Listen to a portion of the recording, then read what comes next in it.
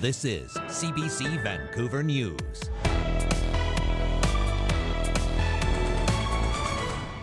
He was from a great family, a great kid.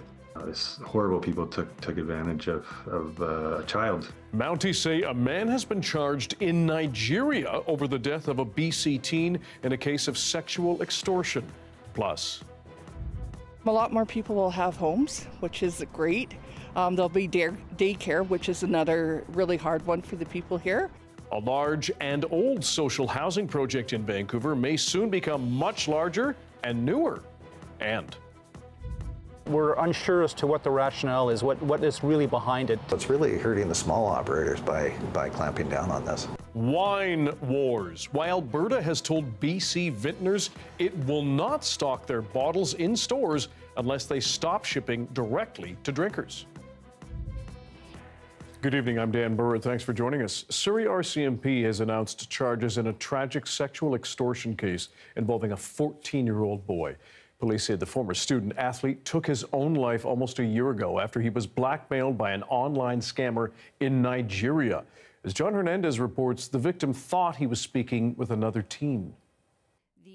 It's a case that police say represents a disturbing trend. 1 year ago, police say this 14-year-old boy met an online scammer through Snapchat and Instagram, posing as a teenage girl, who then tricked him into sending explicit photos. That offender then blackmailed the youth with threats to share his images with his family and his friends unless he complied with demands of purchasing gift cards to send the offender. The interaction lasted just minutes, but the consequences were devastating. The boy died by suicide. His family shared his photo but asked he not be named, saying in a statement, "Not a day goes by that we don't miss him. He was an innocent child who was taken advantage of due to his innocence." The death sparked an international investigation, which included the FBI. It led Mounties all the way to Lagos, Nigeria, and a rare arrest in a sextortion case. A 26-year-old Nigerian man is facing charges linked to child pornography, money laundering, and extortion. This operation was a prime example of how child protection efforts are strengthened when we all work together. The teen was an avid hockey player. His former coach says he was hardworking on the ice and beloved by the team. A great kid, a great student, a great part of our community. Horrible people took advantage of a child. Sextortion cases are on the rise in Canada. We stand here today as two broken parents. Just months ago, a warning from these Prince George parents after their 12-year-old was sextorted and took his own life. We have about 10 reports a day coming in from youth who are looking for support in these types of situations where they've been extorted as a result of a sexual picture or image, and typically it's for money. Police advise parents to talk with their kids about online safety, and for kids who are targeted, they're urged to talk to a trusted adult or contact police. John Hernandez, CBC News, Surrey. on the same day she resigned as BC's post-secondary education minister, Selina Robinson's office was covered with graffiti and messages, words that Premier David Eby describes as hateful messages. This video was posted early this morning showing her office covered in chalk messages, posters, and post-it notes. Yesterday, Robinson announced she was resigning as minister after her remark that modern Israel was founded on, quote, a crappy piece of land during a panel discussion in late January. Some Jewish groups are angered by her dismissal, claiming the provincial government bowed to pressure. Robinson remains in the NDP caucus but will not run for re-election. One of Vancouver's oldest and largest social housing projects could get a lot bigger and newer. City Council has unanimously voted to move a housing proposal for Skeena Terrace to a public hearing set for the spring. BC Housing owns the 230-unit site, but as Michelle Morton shows us, the proposal hopes to boost that to almost 2,000 homes.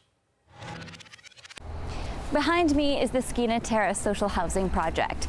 And this is what BC Housing says it'll look like if redevelopment is approved. The site was built more than 60 years ago near Rupert and East Broadway and is home to around 230 units made up of white townhouses and apartment buildings.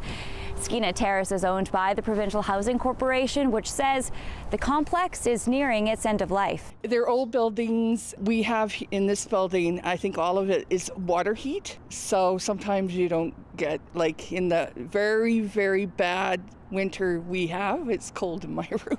Sugar says she's been living here for about 30 years, and if there is a problem, BC Housing will take care of it. Keeping our rent down is like, I could not afford rents out there. I will tell you, BC Housing's been good to me. BC Housing is proposing to expand the complex to more than 1,900 social housing units as well as daycare. It says in a statement to CBC News that no residents would be displaced or face rent hikes for similar new units. A lot more people will have homes, which is great. There'll be daycare, which is another really hard one for the people here. Just more space for us, more garden space, more walking space, more safe space. City staff say more social housing is badly needed and are recommending it move to a public hearing. Meanwhile, BC Housing says it has tentative plans to break ground this year. Michelle Morton, CBC News, Vancouver. Well, after 5 days of public hearings over 3 months, the District of North Vancouver has unanimously voted yes to a supportive housing project on Keith Road. Once completed, the 6-story building will provide 65 units to people who are either homeless or facing the threat of it.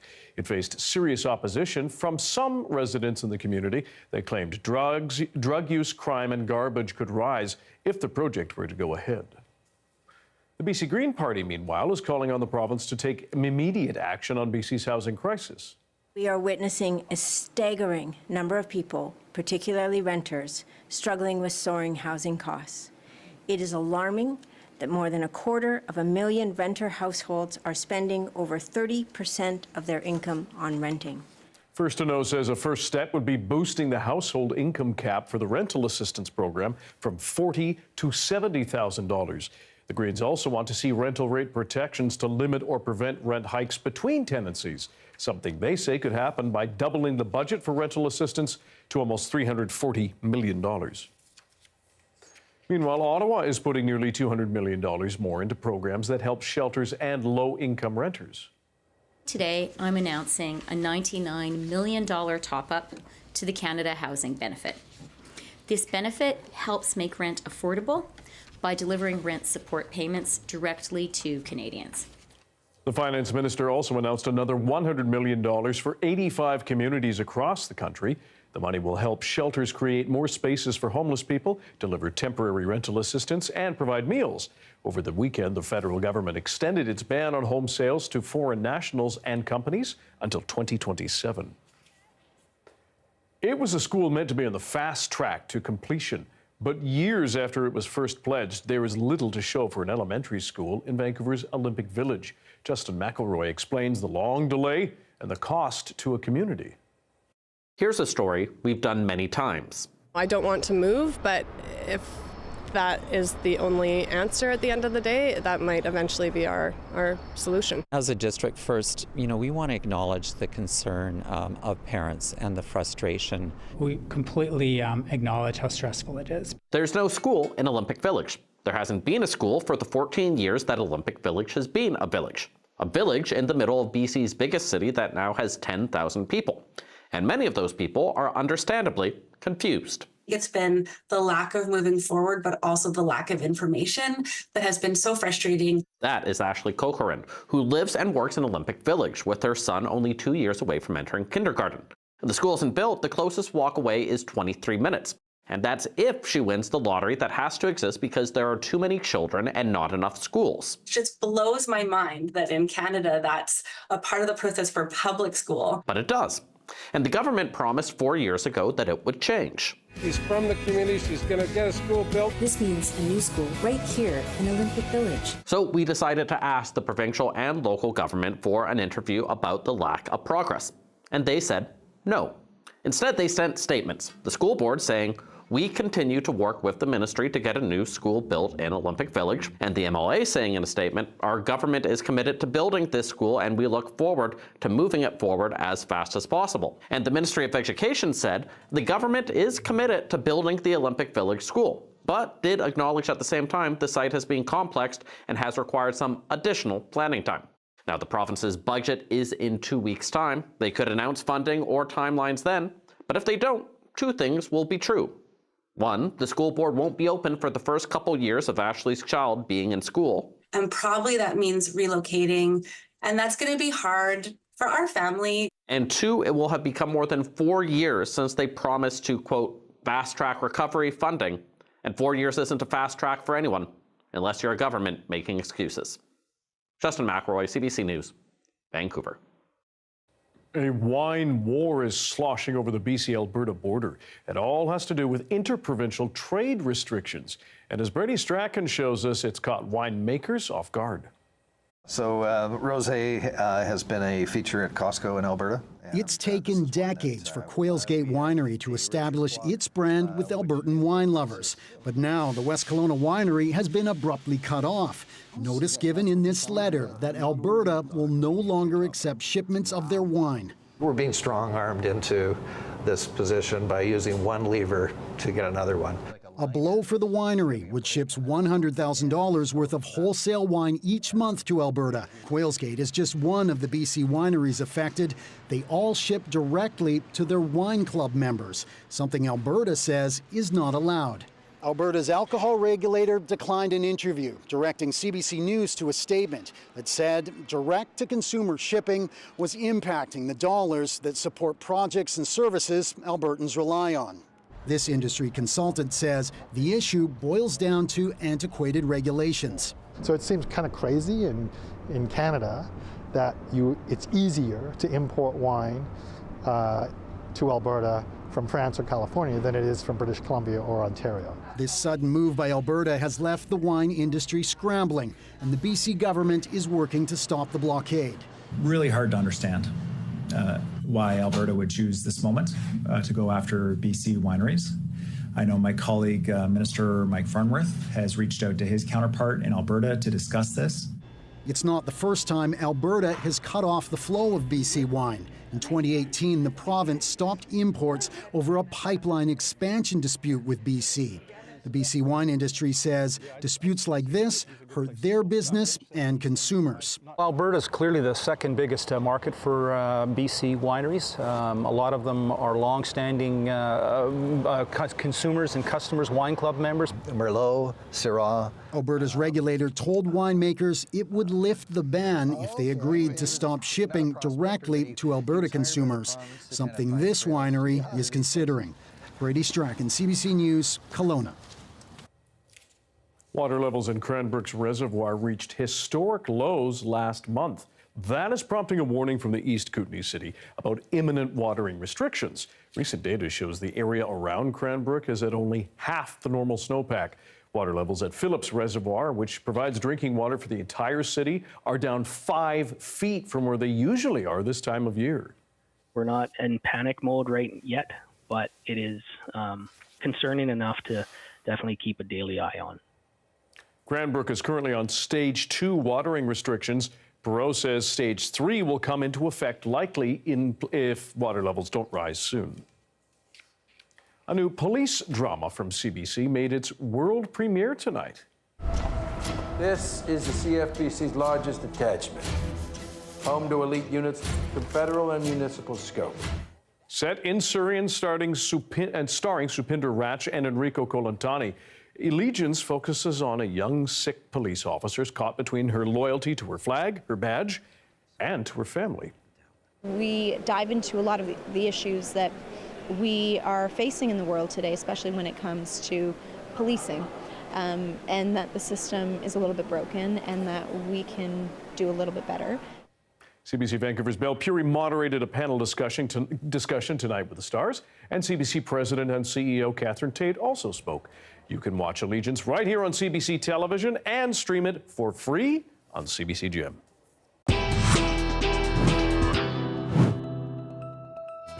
Many Canadians are unsure they would be able to afford a diagnosis of cancer. After the break, what supports are there for you? Stick around.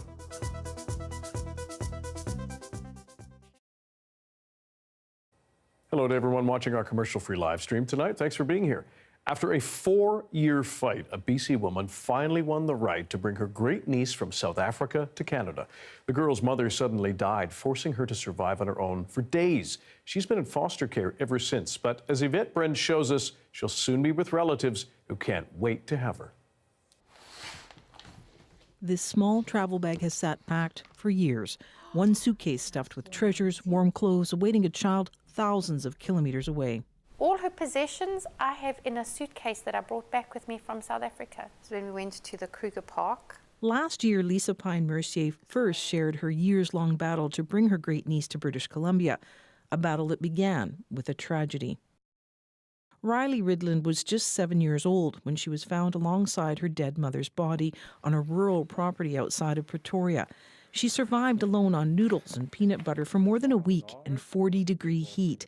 Somehow, she started the generator, fed animals, and ended up treated for malnourishment and malaria.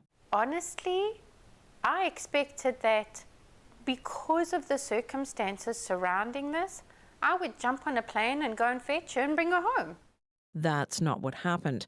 Riley was caught in legal limbo for years. She lives in foster care, but wasn't legally considered an orphan because her father remains alive, despite the fact he gave up all parental rights. It took years of court applications, letters to Canadian officials, even a formal adoption in South Africa. Finally, late last week, a letter from Canadian Immigration, permission to apply for permanent residency. I was thrilled. We were thrilled. We worked on this case long and hard. It was really a relief, and it really restored our faith in the humanity of the system. The plan is to only tell Riley once her new passport arrives. How much more real would it be when you hand her that passport and you say to her, you see this stamp? This is what this stamp means. And that means we can get onto a plane and we can be a family. Hello, everybody. So far, that feeling, that family embrace, has been limited to short visits to South Africa. But soon they hope to hug for the first time on Canadian soil. Yvette Brent, CBC News, Vancouver.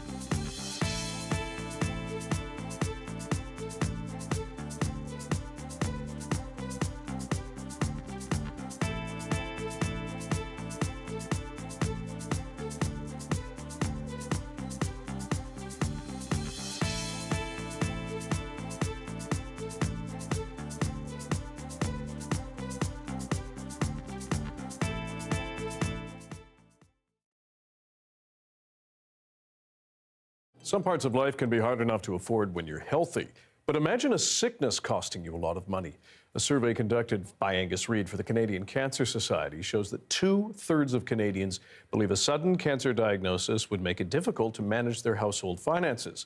We're now joined by Kelly Wilson-Cull, the Director of Advocacy at the Canadian Cancer Society.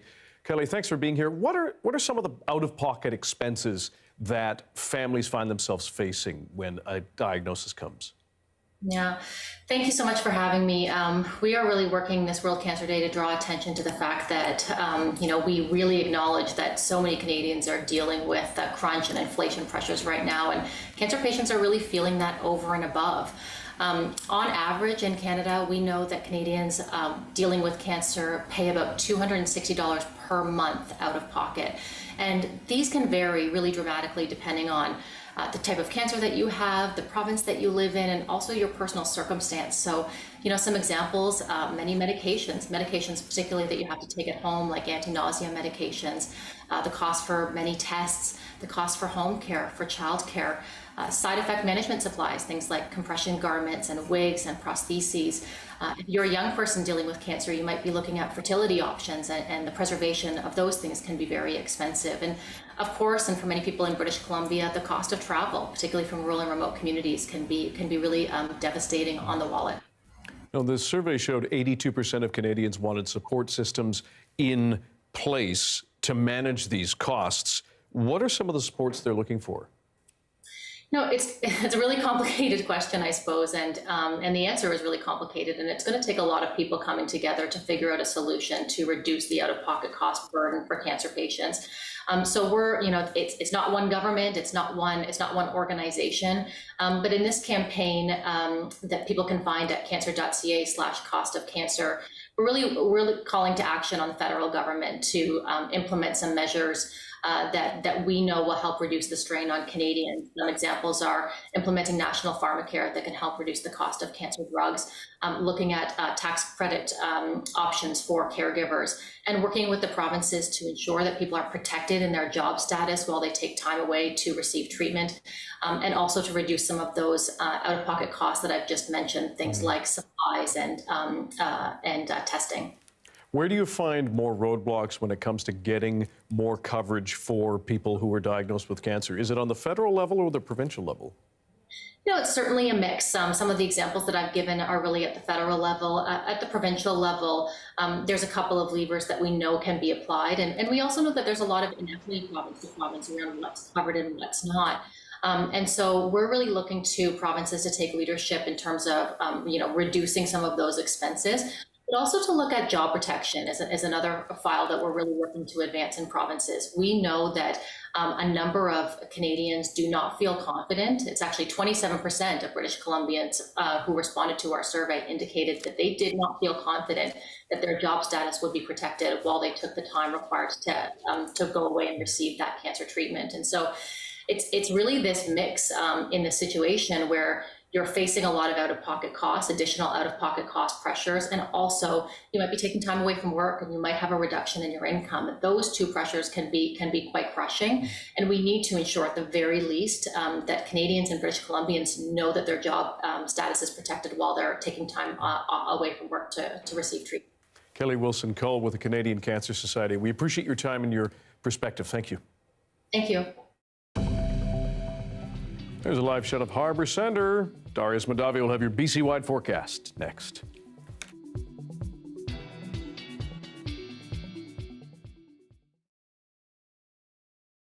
One, two, three. Shoot to inspire! Peyton Kaler's got a goal. I've dreamed about a camp like this for years now.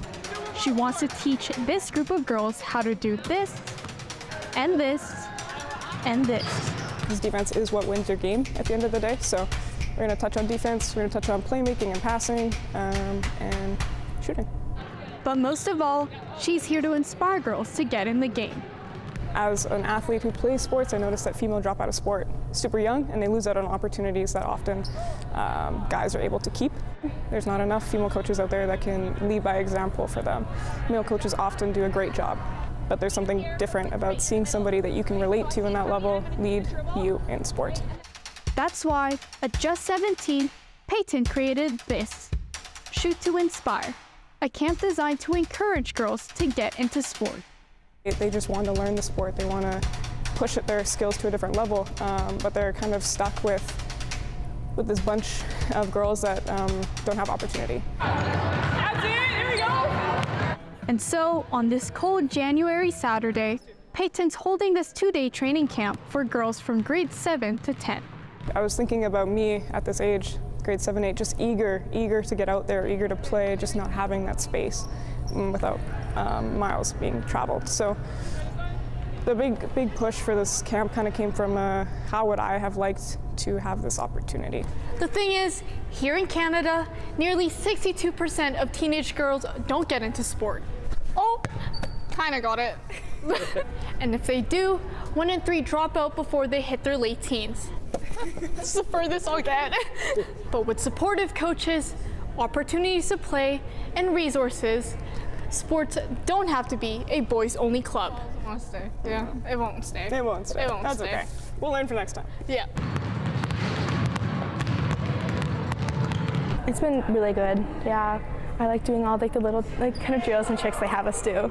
You get advice for the future if you want to play more sports, and it's just fun. So it's also nice to have like kind of a thing where lots of girls can just kind of get to know each other and like have people kind of with there that also are kind of like are in the same place. Go around. Wait for the pass. Perfect. I want them to meet new friends when they go out and play each other, because you are in these little communities everywhere and you play each other from different schools and stuff. I want them to have a friend on the opposing team, not on the same team as well. It's good because you get to keep those friends, and you could always ask them if they wanted to play basketball like after school or whenever. So I want friendships, I want confidence in their skills and abilities, just because reputation builds confidence at the end of the day. So the more shots they put up, the more times they pound that ball, the confidence builds, and it translates into their day-to-day lives as well outside of sport. If your confidence is high on the court, your confidence is high in life.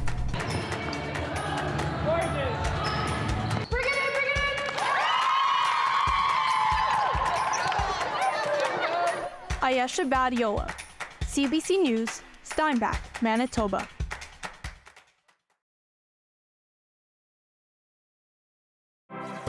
Hi, I'm Amy Bell, and here's what's in your CBC Vancouver inbox. On February 28th, join CBC Vancouver's Benit Brach at the Alumni UBC webinar, Empower Gen Z in the Workplace. The panel will discuss this generation's expectations on work-life balance, values, job market adaptation, and more. And BC Today is the call-in show where British Columbians make their voices heard. And now you can watch it on TV, stream on CBC Gem, and hear it on CBC Radio 1 and CBC Listen. The weather update is brought to you by Direct Buy Furnace. To cool and clean the air in your home, call Direct Buy Furnace. Installing trained, the most reliable heating and cooling brand.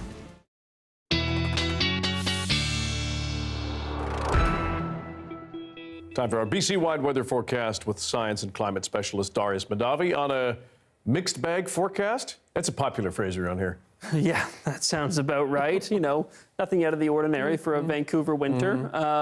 Yeah, with that rainfall that we were expecting to start overnight tonight and head into tomorrow, now seems like it'll mostly miss us on the lower mainland. Even most of the island will actually only get some really scattered showers, as that ridge of high pressure sitting over the south coast really doesn't break down quickly enough for that low pressure to move in, bring us that rainfall that we were expecting. So really, not too much good news for the local mountains, or really any mountains across the south coast. You can see that right now we're expecting to see a bit of that precipitation start to make its way down. We are starting to see some of that show up on the radar, but it's really not much at all. And as this continues to make its way further south, we start to see it dissipate pretty quickly. Then tomorrow, as we see it move in again, we start to see a little bit of activity on parts of the island. This is, it'll be scattered showers. It's difficult to say where exactly we can see it, but south of Tofino, along the west coast of the island, maybe as far south as maybe even Victoria, but that's a little bit up in the air. We'll see some showers, but not too much activity. Not making its way to Vancouver for the most part tomorrow, maybe a little bit before noon, but then we're pretty dry. And then you can see the next system really moving down into Thursday into Friday. And that's when we'll get our next chance of snow for the local mountains. A little bit more precipitation. You can see that bigger system moving in Friday night into Saturday. So quite a mixed bag, as you said. Dan, you nailed it. Hit the nail right on the head there. In terms of temperatures, though, not mixed at all. Very consistent over the next few days across BC. Temperatures sticking around seasonal for most places. A couple degrees above for the south coast, a couple degrees below for parts, it's really the entire south of the province, not just the south coast. A couple degrees below for parts of the north, but for the most part, only fluctuating a couple degrees for the next, right through into the weekend, actually. So not too much happening on the temperature front. Then if we take a look at our conditions, it looks like a lot of activity happening in parts of the interior, but this is really just a chance of flurries or showers, depending on where you are, what your elevation is. Not too much activity at all, but expect maybe a little bit of either a little bit of rain or a little bit of snow, depending on your location, but not too much activity. For the local mountains, though, you can see pretty much bone dry over the next few days. So that good news we were hoping for tonight into tomorrow, not looking like it's going to come to fruition. And then if we look at our 5-day forecast, we see that rain that's coming tonight, really just some scattered showers, should end before noon tomorrow. We see some more rain potentially move in Thursday into Friday, and then it's really Friday into Saturday, that overnight period, that we should see potentially some more rainfall and some good news in terms of snow for those mountains. That sounds good. Darius, thanks very much. Thank you. That is your late news for Tuesday. Thank you for joining us tonight. For news at any hour, check our website, cbc.ca/BC. Your next local news is on the early edition on CBC Radio 1. That begins tomorrow morning at 5:30. Have a good night.